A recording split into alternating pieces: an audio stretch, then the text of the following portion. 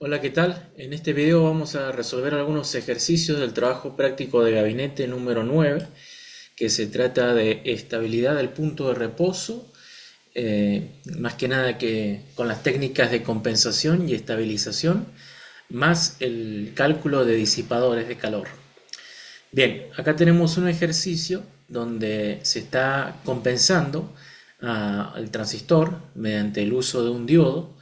eh, Recordemos que conceptualmente lo que se hace es colocar de manera, digamos, conveniente, en una ubicación conveniente a un dispositivo semiconductor, de tal modo que las variaciones por temperatura que vaya a tener ese dispositivo se contrarresten con las variaciones por temperatura que vaya a tener el transistor, ¿cierto?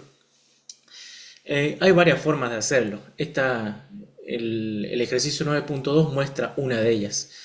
¿Cuál sería la desventaja de este circuito? Y que estamos usando dos fuentes de alimentación y no una. Hay otros circuitos que usan solamente una, pero usan dos diodos. En fin, hay un montón de posibilidades, ¿cierto? Bueno, el ejercicio en particular no pide calcular ningún valor en específico, eh, pero nos pide demostrar que la corriente de reposo del transistor es independiente de las variaciones por tensión base emisor debido a la temperatura. Eh, Hay que demostrar eso.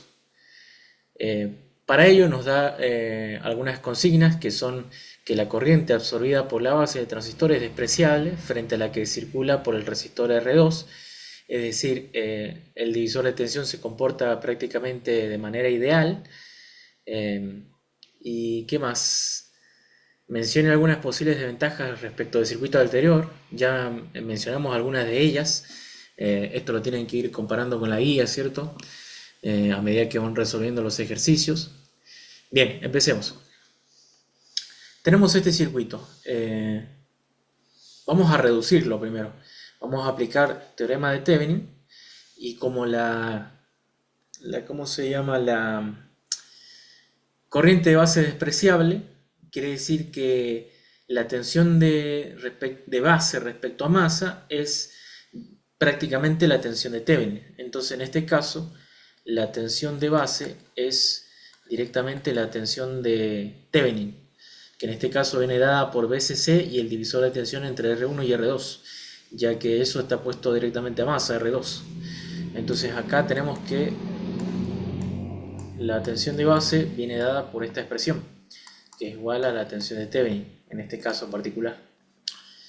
Bien, ¿qué más? Nosotros sabemos que acá si recorremos esta malla, de ahí podemos despejar la corriente de reposo del transistor, ¿cierto? Pero vamos a hacer una simplificación de esto.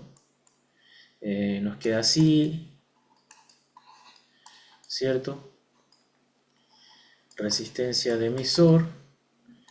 Y acá esto está puesto a masa. Y acá viene un diodo. Y acá viene otra resistencia, R3. Y de acá recién viene la fuente de alimentación negativa.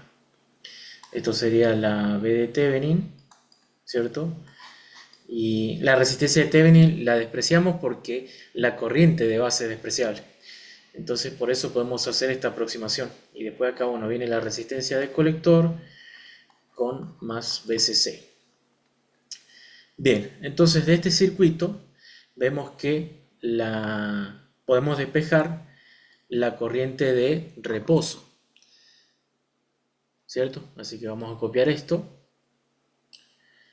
Vamos a copiar esto, lo vamos a colocar acá para que no sea fácil hallar las ecuaciones. Esto es una tensión de diodo 1. Bien, entonces, planteemos una ecuación de malla. Tenemos la tensión de Thevenin menos una caída de base emisor. Después viene la corriente de emisor, que es prácticamente la corriente de colector, por la resistencia de emisor. Y después acá viene, esto sería más menos ¿Por qué se polariza en directo el diodo? Y porque la corriente por el diodo la está forzando la fuente de alimentación negativa a través de R3, así que por eso es que el diodo queda en directo. Entonces, respetando esa polaridad, nos queda acá la tensión sumando de diodo y ahí se cierra el circuito. Ahora, de acá despejamos la corriente de reposo. ¿Qué nos queda? Que tensión de Thevenin menos BBE más BD1, todo eso dividido RE, ¿cierto? Y acá hacemos una evaluación. Si las características del diodo son idénticas a las del transistor, este término se cancela con este otro término. Pero vayamos un poquito más allá. Si nosotros expresamos esas variaciones de temperatura y la incluimos dentro de esta ecuación, nos quedaría una cosa así. Tensión base emisor más un delta BB. Después acá viene más tensión de diodo más un delta BB, un delta de diodo.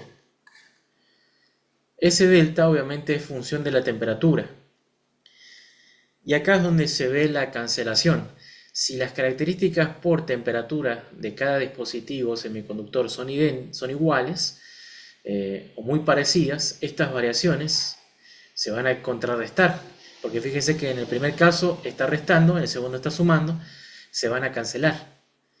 Y a pesar de que las tensiones, las caídas de tensión en cada dispositivo no sean las mismas.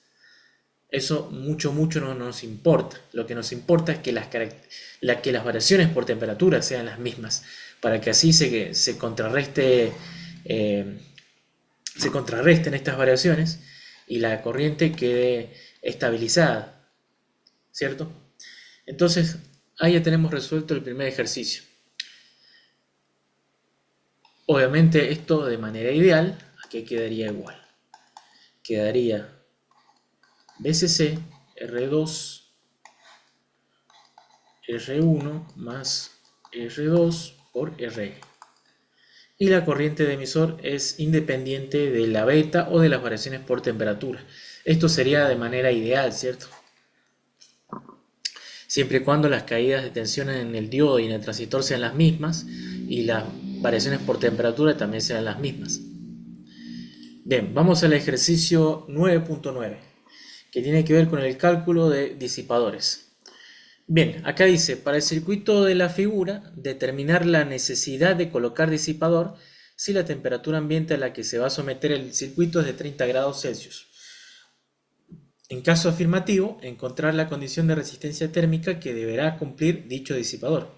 Y acá nos dan distintos datos que tienen que ver con el transistor, con el transformador, y etc.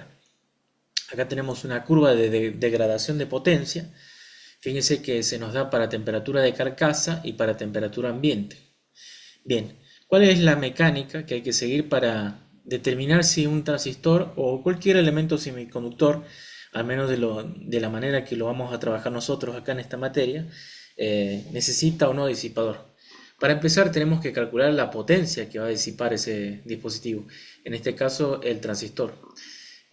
Para calcular esa potencia, como este transistor está operando en clase A para nosotros, tenemos que calcular el punto de trabajo y con eso evaluamos la potencia disipada. Y esa potencia la comparamos con la potencia que va a estar disipando el dispositivo a la temperatura a la cual va a estar sometido, digamos, ya, en este caso temperatura ambiente. Entonces nos valemos en esta otra curva, la que dice para temperatura ambiente. Fíjense que para temperatura ambiente el transistor a más o menos 30 grados simplemente disipa 2 watts como máximo. Así que si la potencia disipada nos da 5 watts, obviamente vamos a necesitar disipador. Bien, entonces calculemos el punto de trabajo. El punto de trabajo acá en este caso va a ser muy sencillo. Fíjense que es una polarización estabilizada por emisor. Así que la ecuación a utilizar es esta, PCC menos BBQ dividido RB sobre beta. ¿Qué beta? Vamos a usar el beta mínimo, que es para el peor caso. Porque para el peor caso es donde nos va a dar una corriente de emisor más grande. En realidad más chica. En realidad más chica. Eso sería bueno. Vamos a usar el beta mínimo porque en realidad es el único dato que tenemos. Pero acá, si evaluásemos para la peor condición, sería para la beta más alta. ¿Por qué? Porque esa beta más alta es la que originaría una corriente de emisor un poquito más alta. Bien, un poco más alta. Entonces la corriente de reposo va a ser esto. Calculemos. Saquen las cuentas. Tenemos RB vale 1K, HFE o beta vale 30, más 5,6 ohms, todo eso dividiendo por 11,3 volt, me da una corriente de reposo de 290 mA aproximadamente. Obviamente esta corriente de colector no es exactamente la corriente de emisor porque la beta es un tanto baja, pero nos permite hacer una estimación. Recuerden que nosotros trabajamos mucho con aproximaciones, es decir, necesitamos más que nada tener una idea de todo esto. Fíjense que yo usé 0,7 volt, tendría que haber usado el 0,6 que vale acá, pero bueno, ustedes entienden, la mecánica es la misma, o sea, solamente tendría que ajustar el cálculo. Aparte, entre 0,6 y 0,7 no hay mucha diferencia, o sea, no va a pesar mucho en la cuenta. Bien, ¿qué más? Tengo que calcular la tensión de colector emisor. Bien, calculémosla. BCQ va a ser igual a BCC menos ICQ por la resistencia del bobinado primario más la RE. ¿Cuánto da eso? Bien, entonces ¿cuánto teníamos? Vamos teniendo 290 mA de corriente. Y ahora, ¿cuánto vamos a tener de tensión colector emisor? Vamos a hacer el cálculo. Tenemos 290 mA por resistencia de bobinado primario. ¿Cuánto vale? 0,5 más 5,6 ohm. Todo eso por menos 1 más 12 volts. Me da 10,2 volt aproximadamente. Entonces, de todo esto, la potencia disipada por el transistor va a ser BSEQ. Acuérdense que esto es clase A, y que en definitiva nos queda 10,2 por 0,29, nos queda aproximadamente 3 watts. Es decir, que esto es mayor que la PC máxima, que disipa el dispositivo a 30 grados Celsius.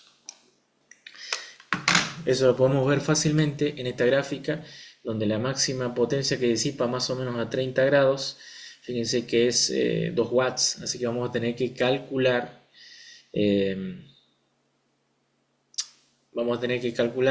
disipador, o sea, este circuito necesita disipador del transistor. El transistor es el que necesita el disipador. Bien, entonces ahora hay que calcular la resistencia térmica. ¿Cómo lo hacemos? A través del modelo térmico.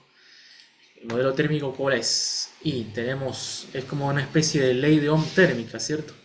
Entonces tenemos que la diferencia de temperatura o la corriente va a ser nuestra potencia, y nuestra diferencia de temperatura, que va a ser temperatura de juntura menos temperatura ambiente, esa es nuestra diferencia de potencial dividida la resistencia térmica juntura ambiente, es igual a esa potencia, ¿cierto? Bueno, esto si lo vamos desglosando, ¿cómo me queda? Temperatura ambiente, esto como ya vamos a agregar disipador, tenemos que temperatura juntura carcasa más resistencia térmica, perdón, esto era resistencia térmica juntura carcasa, resistencia térmica carcasa disipador, más resistencia térmica disipador ambiente. Lo que nosotros necesitamos calcular es esto, la juntura térmica disipador ambiente. La juntura térmica, la resistencia térmica de juntura carcasa es un dato que lo podemos sacar de manual, y la resistencia térmica carcasa disipador es un dato que lo podemos sacar de tablas en función de cómo acoplemos el disipador al transistor. Pero acá más que nada yo quiero ilustrar el procedimiento que hay que hacer. Bien, entonces, ¿cómo vamos a acoplar el dispositivo? O sea, el disipador al transistor. Para eso nos podemos ir a una tablita, ¿cierto? Que ya la vieron, la tablita. Por ejemplo, cuando usamos grasa siliconada, este valor de resistencia térmica carcasa disipador está en más o menos 1 grado Celsius por watt, ¿cierto? Entonces, eso ya lo tenemos como dato, que lo sacamos de la tabla. Ahora faltaría evaluar cuánto vale la resistencia térmica juntura carcasa. A ver de dónde sacamos eso. Eso de dónde lo podemos sacar. De la curva. Fíjese que acá nos dan como dato la temperatura de juntura máxima y la potencia que se disipa a temperatura ambiente, o a valores inferiores a temperatura ambiente. Entonces, teniendo esos dos extremos, podemos calcular la inversa de la pendiente, que esa es la resistencia térmica, juntura carcasa, ¿cierto? Entonces, planteamos otro modelito térmico, que va a ser potencia igual a temperatura de juntura menos temperatura de carcasa, dividido resistencia térmica juntura carcasa. Esa es nuestra incógnita, vamos a despejarla. Y acá esto, si por ejemplo usamos la temperatura de juntura máxima menos la temperatura de carcasa, que va a ser el otro extremo, que va a ser 25 grados Celsius, ¿cierto? Entonces en definitiva vamos directamente a reemplazar valores. Tenemos esto es máximo a la temperatura que vamos a ejecutar la ecuación, que es, acá sería 150 grados Celsius menos 25 grados Celsius. Todo eso dividido juntura carcasa resistencia. Eso es igual a 2 watts. No, 2 watts no, sino que tengo que fijarme acá que eso está más o menos 60, estos 70 grados, 65 watts. 50, sí, 65 watts. Eso vale 65 watts, la potencia que es capaz de disipar en ese punto, 65 watts. Entonces de acá la resistencia térmica juntura carcasa va a valer más o menos, le sacamos la cuenta, nos queda 150 menos 25 dividido 65 watts, nos quedan 1,92 grados Celsius por watt. Ese es el dato que nos faltaba. Ahora volvemos a esta ecuación y usamos la potencia que realmente está disipando el transistor, que en este caso son los 3 watts. Entonces esto lo dejamos en separado, como que es un cálculo auxiliar, y ahora retomamos la primera cuenta. En este caso va a ser, vamos a ir despejando directamente. Nos queda resistencia térmica disipador ambiente, tiene que ser igual a potencia disipada dividido temperatura de juntura menos temperatura de ambiente. Eso va a ser, y acá le tenemos que ir restando, menos resistencia térmica juntura carcasa menos resistencia térmica carcasa disipador, Ya eso es nuestro valor de resistencia térmica de disipador ambiente. Esa es la condición que debería cumplir el disipador que vayamos a colocar, ¿cierto? Entonces, ahora, ¿qué valor le damos a temperatura de juntura? Bueno, ahí viene esta cuestión de que temperatura de juntura va a ser igual a un factor K por la temperatura de juntura máxima. Es decir, este parámetro K es un parámetro arbitrario que nosotros colocamos, digamos, para limitar la temperatura de funcionamiento de la juntura. Siempre debemos trabajar por debajo de la temperatura de juntura máxima para no reducir tanto la vida útil del dispositivo. Entonces, ¿cuánto vale ese parámetro? Y normalmente ese parámetro está entre 0,8 y 0,5. Bien, entonces acá viene una cuestión de criterio. Si elegimos un parámetro K relativamente chico, las dimensiones del disipador van a ser más grandes porque la condición de resistencia térmica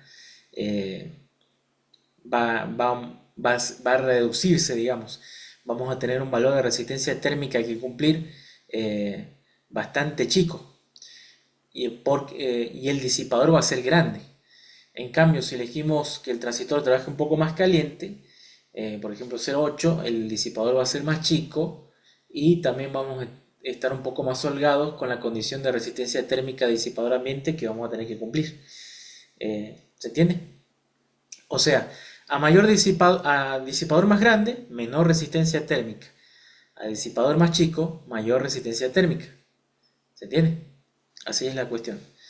Bien, entonces, si todo esto, por ejemplo, lo hacemos eligiendo un factor de 0,5, ¿cuánto nos da esto? Saquemos las cuentas. Tenemos 150 grados Celsius por 0,5, 75, menos 30, que es la temperatura a la cual va a funcionar realmente el dispositivo, por la potencia, que en este caso es 3 watts, nos da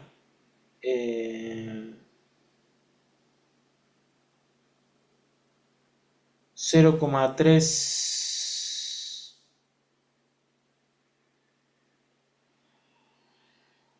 0,066. Espera, a ver, saqué una cuenta mal.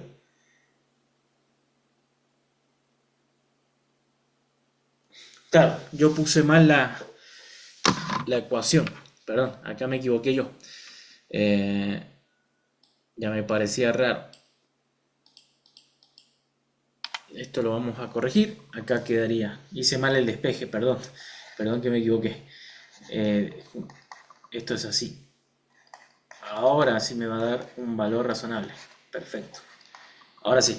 Recuerden, acá vamos a usar los 3 watts, que es lo que realmente está disipando el transistor. Y voy a elegir un factor K de 0,5, bastante conservador. Así que vamos, tenemos 150 menos 30 grados, o sea, 75 menos 30 grados, 45 dividido 3, ahora sí me da algo razonable. Bien. Menos juntura carcasa, que es 1,92, menos 1 gradito Celsius por watt, que es la resistencia térmica carcasa disipadora. Esto me da una condición de 12,1 grados Celsius por watts para la resistencia térmica del disipador ambiente. Es decir, un disipador cuya resistencia térmica sea menor a este valor calculado me va a permitir disipar una potencia de 3 watts con el transistor trabajando con una temperatura de carcasa, de juntura, perdón, esto era ambiente, juntura, esto era temperatura ambiente, perdón, con una temperatura de juntura de 75 grados, o sea, está trabajando a la mitad del valor de la temperatura de juntura máxima. Ahora, si yo hubiese elegido un K más grande, la resistencia térmica hubiese aumentado, es decir, podría colocar un disipador más chico. Pero este es un valor bastante razonable. ¿Por qué? Porque estamos trabajando con una potencia relativamente baja. Si por ejemplo esto hubiese sido 10 watts, obviamente la resistencia térmica fíjense, me lo dice la misma ecuación, hubiese sido 10 veces más chica prácticamente. Y ahí sí que tendría que usar un disipador bastante grande para este factor K de 0,5. Y ahí tendría que haber eh, jugado con esto del factor K, de haber, bueno, elegir un factor de 0,7, por ejemplo, para que no trabajar, digamos, tan forzado. O sea, tan exigido me refiero. En cuanto al tamaño del disipador. Bien, entonces acá, para redondear esto, la condición de resistencia térmica disipador ambiente tiene que ser 12 menor a 12 grados Celsius por watts para un factor K de 0,5. Hagan los cálculos, por ejemplo, a ver qué pasa con un K de 0,7, un K de 0,8 y van viendo y con eso van sacando conclusiones. Bueno, hasta acá ya estaría el cálculo del disipador, así que eso es lo único que pedía el problema. Primero era determinar si hace falta o no disipador, en este caso sí hace falta. Eh, lo vimos al principio de la resolución del ejercicio. Así que bueno, eso es todo. Nos vemos en la próxima. Espero que esto les haya servido.